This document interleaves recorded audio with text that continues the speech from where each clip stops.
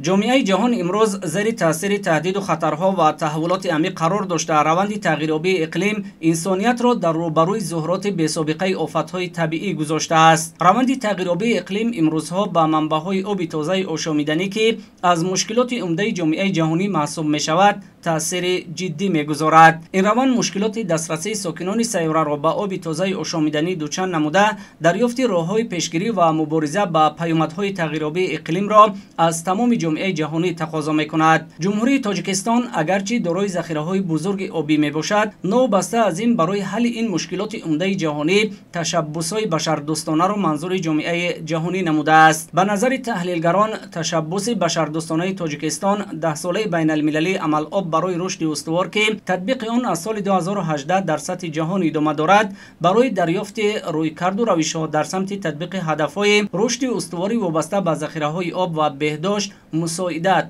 خواهد کرد.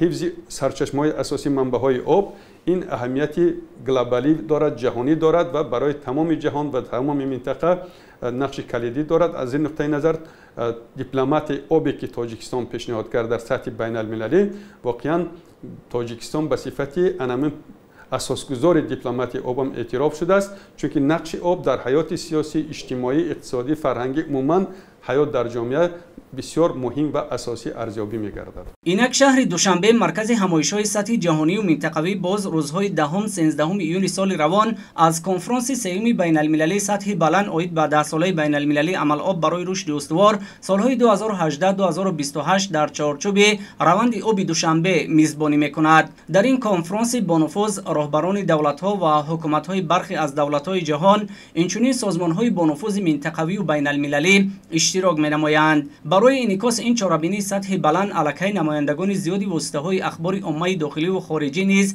ثبت نام گردیده با استفاده از امکانات و شرایط مساعد فراهم گردیده جراین همایش‌ها را توسط رسانه‌های خویش منظور می‌کنند. تا امروز الکی بیش از 200 نماینده واو را ثبت نام کرده‌ایم. مویای خوشنودی است که از نمایندگان رسانه‌های خبری کشورهای گوناگون درخواست‌ها برای اشتراک در چاره‌بینی و انعکاس آن وارد شدند. حکومت جمهوری تاجیکستان با تشکیل کاری براحت روزنامه‌نگاران توجه مخصوص ظاهر می‌کند. این دفعه نیز مرکزی مطبوعاتی تشکیل کرده می‌شود که با تکنولوژی‌های ضروری و نو مجهز می‌گردد. اینچنین جای‌های مخصوصی تشکیل می‌شوند که روزنامه‌نگاران می‌توانند با متخصصان ساحه، منصبداران دولتی و هیئت‌هایی که در کاری کنفرانس اشتراک می‌کنند ملاقات کنند. намояндагони аккредитатсия шудаи васоити ахбори омма имконият доранд ки чорабиниро аз ҷои баргузории маҷлисҳои пленарӣ, сессияҳо, нишастҳои матбуотӣ ва форумҳои махсус инъикос намоянд. Барои аккредитатсия рӯзноманигорон бояд варақаи махсусро дар сомонаи расмии конфронс пур кунанд. روند آب دوشنبه ابتکار جمهوری تاجیکستان برای دستگیری نمودن تطبیق هدفهای 10 ساله بین المللی عمل آب برای رشد استوار سالهای 2018-2028 می باشد که توسط برگزار نمودن کنفرانس بین المللی در 2 سال یک مرتبه از جانب حکومت جمهوری تاجیکستان در همکاری با سازمان ملل متحد عملی می شود. در دایره کنفرانس سوم بین المللی سطح بلند اوید با 10 ساله بین المللی عمل آب برای رشد استوار همزمان برگزاری 9 فورم در موضوعهای گوناگون در نظر بوده. وزارت و اداره‌های مسئول تاجیکستان وظیفه‌دار شدند که همچون تشبسکاران این همایش‌ها در شریکی با سازمان‌های بین‌المللی، نهادهای سازمان ملل متحد، آژانس‌ها و سازمان‌های منطقوی و تشکیلات مملکت‌های اعضا در این چاره‌بینی‌ها برآمد کنند. فورم‌ها قبل از افتتاح کنفرانس برگزار شده اشتراک مقصدناک بخش خصوصی اهل علم، زنان، جوانان و دیگر گروه‌های اساسی را طبق هدف‌های کنفرانس تأمین می‌کنند.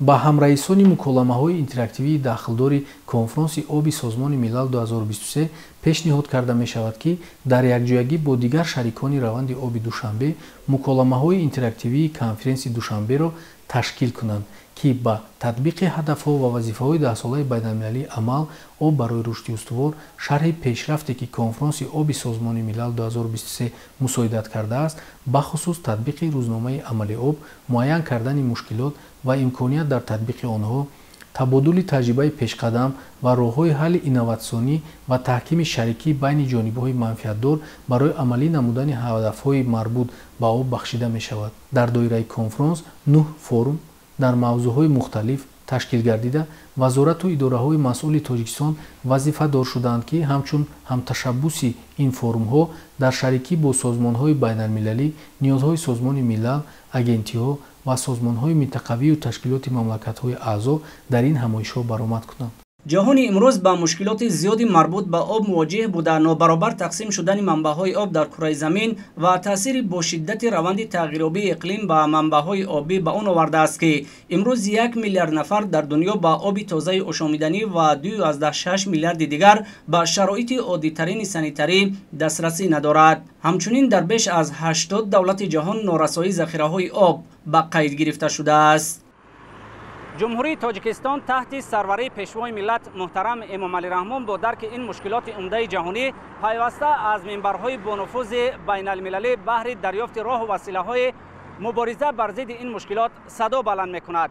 ҷомеашиносон бар он назаранд ки муколамаву мунозираҳои конфронси сеюми байналмилалӣ сатҳи баланд оид ба 10 солаи байналмилалӣ амалоб барои рушди устувор солҳои 2018-2028 дар чорчӯби раванди оби Душанбе дар пойтахти Тоҷикистон шаҳри Душанбе бори дигар ин масъаларо дар маркази таваҷҷӯҳи ҷомеаи ҷаҳонӣ қарор дода аҳли башарро барои андешидани тадбирҳои муассиртар дар ин самт водор месозад. Сафархуҷа Ризозода, Наврӯзи Суннатулло, шаҳри Душанбе, барои хабар.